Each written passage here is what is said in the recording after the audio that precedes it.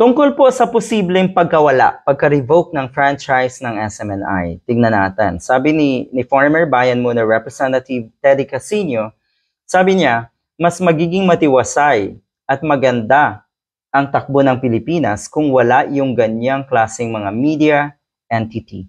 Nauna pong sinabi na rin ni Senator De Lima na peke, hindi katulad ng GMA Network, ABS-CBN at TV5, etong SMNI dahil nakikita natin, nagkukunwari lang ng media. Yan din po ang pahayag ni Castro, ni Franz Castro, tungkol nga dito sa SMNI. Nagkukunwari na media.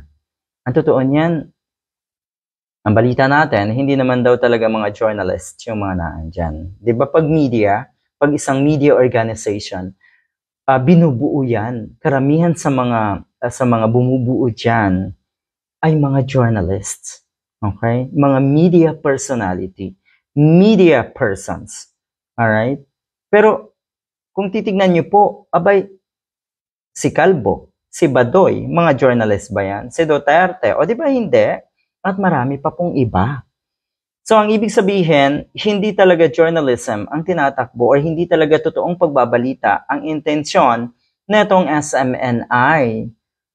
Oh, ayan. Kung talagang matibay ang batayan, dapat i-revoke ang kanilang license. Pero tignan natin, paano magiging matiwasay at maganda ang takbo ng ating bayan pag wala ang mga katulad ng SMNI? Dahil magiging fair ang labanan. Ibig kong sabihin, wala ng media or yung mga nagkukunwaring media ay dapat talagang mawala dahil sila yung nagtotolerate ng pagbabalita na hindi patas. Sila rin yung nagtotolerate ng mga programa na yung mga host ay nagmumura.